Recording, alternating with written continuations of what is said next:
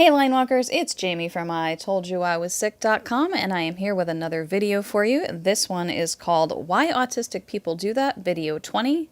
We only ask questions to get answers.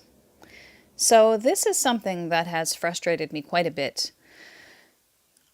I don't know if this has happened to you, but from a lot of autistic people that I have interacted with online, they have said the same thing, that this happens to them when they are in a position of, let's say they're an employee and they ask their employer a question, they get accused of insubordination, talking back, starting an argument, or something of that sort.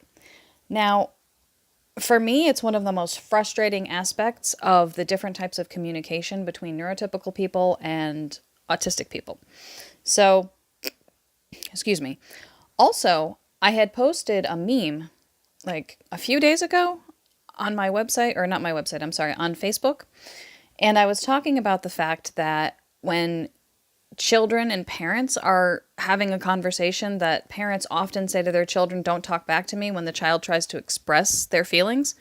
And that's something I never understood as a child either. I was very confused. I didn't know what talking back meant. I think that it might be something left over from the 50s, where I think the expectation was to just listen to authority and not question it out at all, whether it's your father, your mother, your boss, your clergyman, anything like that. You just weren't supposed to ask questions. You were just supposed to say, "Yes, sir," "Yes, ma'am," and just do it. Well, times have changed.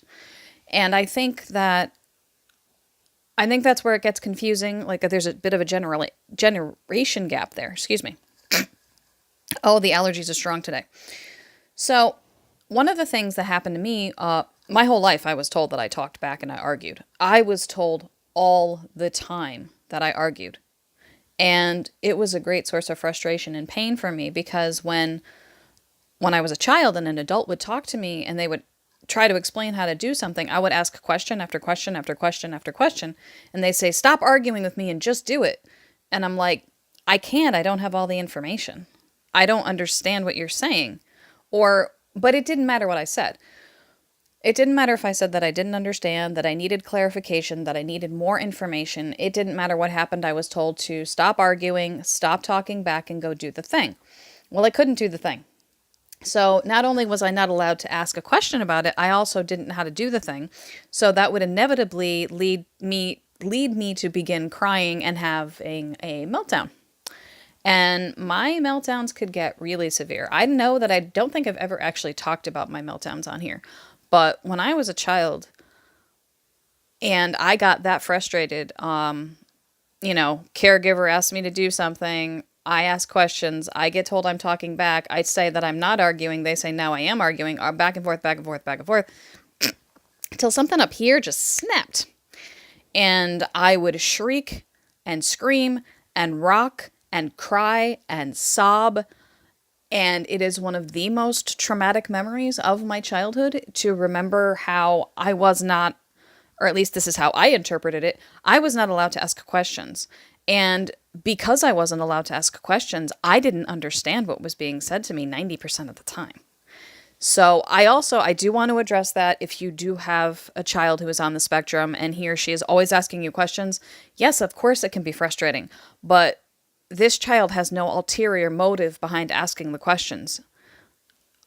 Whether it's, what do I do? Why am I doing it? It's just an attempt to understand.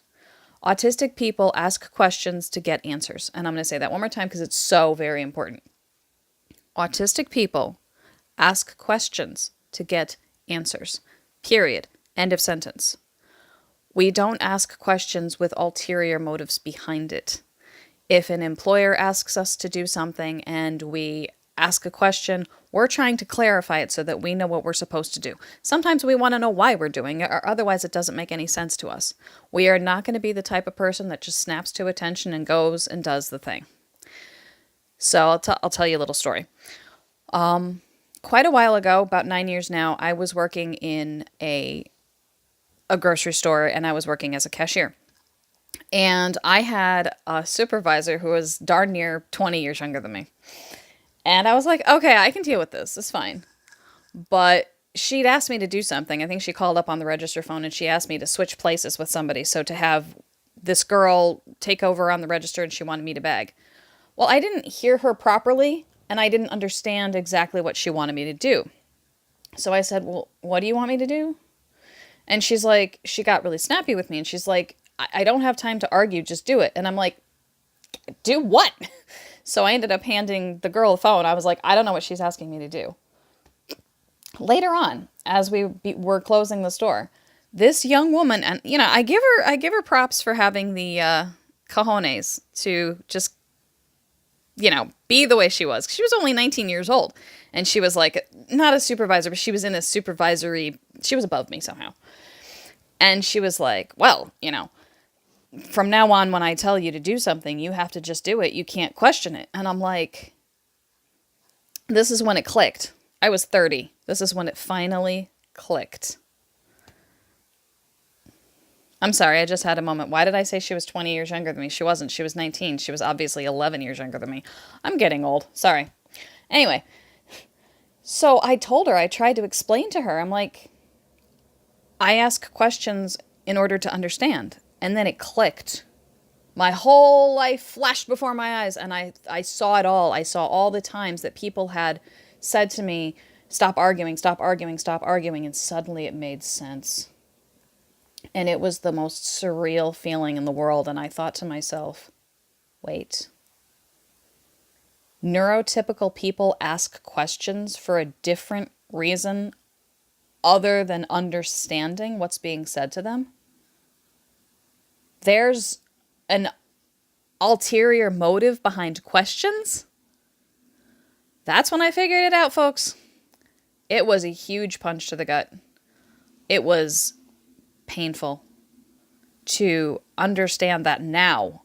Not one person had ever tried to explain it to me, and I'm not sure what made it click for me right then, but it clicked. Asking questions can be seen as insubordination and talking back, challenging authority. Now, maybe this is just me or a handful of us, but to me personally, this makes absolutely no sense. None. I don't know how to use questions in order to do something else other than get answers. My brain just doesn't work that way. So, I do know that this is an issue for a lot of people. If you are not on the spectrum, you're probably wondering why you get questions all the time from autistic people.